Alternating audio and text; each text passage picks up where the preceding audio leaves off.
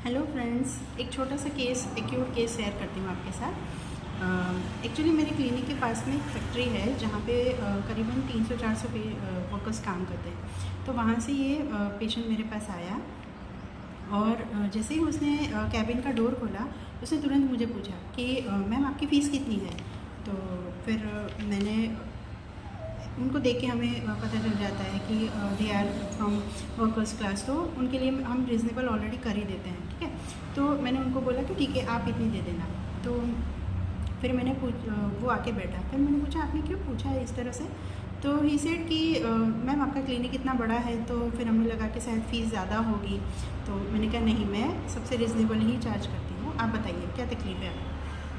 तो उसने बोला कि मैम मुझे सर्दी खांसी हो रही है और सीदत बहुत ज़्यादा हो रहा है। तो मैंने कहा कब से स्टार्ट हुआ। तो ही सेड कि कल सुबह से ही हो रहा है। और एक्चुअली क्या है कि हमारे परसों जो हमारा वर्किंग मतलब जो मशीनरी का काम था उसमें हमारा वॉशिंग का काम था, तो हम पूरा भीग गए थे, तो उसी की वजह से मुझे हो रहा है। तो मैंने कहा ठीक है, अब आपको कल से तकलीफ़ हो रही है तो आपने कोई दवाई वगैरह ली। तो उसने बोला कि नहीं ऐसे कोई ज़्यादा तकलीफ़ नहीं है, थोड़ा सा ही है, तो मुझे लगा कि ठीक हो जाएगा। तो मैंने कहा ठीक है। तो फिर मैंने उनसे पूछा कि आपको इसको लेके परेशानी क्या हो रही है। तो उसने बोला कि एक्चुअली ना काम करने का मन नहीं कर रहा, मतलब सिर भारी है तो ऐसा लग रहा है कि बस काम नहीं करें, लेट जाएँ, ऐसा मन कर रहा है। तो मैंने कहा कि फिर आपने एक दिन आराम कर लेते। तो बोले कि नहीं, काम तो करना ही पड़ेगा ना, काम पे तो आना ही पड़ता है। और अभी भी मैं जो आया हूँ ना, मैं गेट पास बनवा के आपके पास दवाई लेने आया हूँ, तो काम तो मुझे करना ही पड़ेगा। तो मैंने कहा ठीक है। फिर उसने वापस बोला कि वैसे कोई तकलीफ़ ज़्यादा नहीं है, थोड़ा सा ही है, मतलब ज़्यादा कोई तकलीफ़ नहीं है।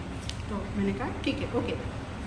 फिर मैंने कहा कि काम का क्यों इतना टेंशन है। तो बोले कि नहीं बस ऐसे ही काम तो करना पड़ता है, और अगर अभी मुझे घर पे रहना होता ना तो मैं आज भी दवाई नहीं लेता, ये तो काम भी करना है इसीलिए मुझे आपके पास दवाई लेने आना पड़ा। तो मैंने कहा ठीक है। तो फिर उसके बाद उसे वापस बोला कि मैं वैसे कोई ज़्यादा तकलीफ़ नहीं है। तो मैंने कहा ठीक है, मैं आपको दवाई देती हूँ।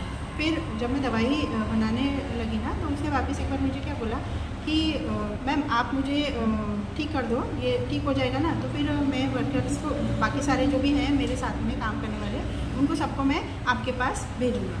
तो मैंने कहा ओके। अब इतने पैसे मैंने पेशेंट को मेडिसिन दी थी, और बाद में वो पेशेंट डेफिनेटली वो आने वाला तो था नहीं, क्योंकि एक्यूट कंडीशंस में हम जनरली देखते हैं कि वापस फॉलोअप में बताने नहीं आते कि हम ठीक है। लेकिन अभी कुछ दिन पहले वो वापस आया था, तो मैंने उनसे पूछा कि लास्ट टाइम आप बता के गए थे तो कैसा था। बोले बस मैम वो एक दिन में तो पूरा क्लियर हो गया था, सिर दर्द तो तभी आराम हो गया था, और 2-3 दिन में मैं बिल्कुल कम्प्लीटली ओके हो गया था। तो इसीलिए अभी आपसे दवाई वापस लेने आया हूँ, अभी आप मुझे दवाई दीजिए। तो ये केस था। तो मैं आपको बताती हूँ कि मैंने इसका एनालिसिस कैसे किया।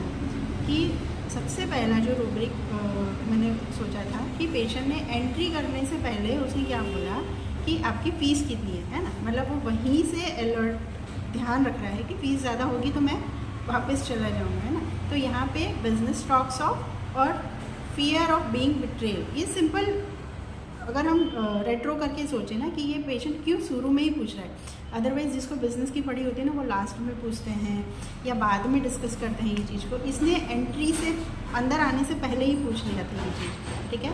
तो ये पहला rubric business talks of fear of being betrayed भी ले सकते हैं। उसने बोला कि आपका क्लिनिक बड़ा है तो फीस ज़्यादा होगी, है ना, तो फियर ऑफ सोल्ड बीइंग, ये सब रेट्रो में हम सोच सकते हैं, ठीक है।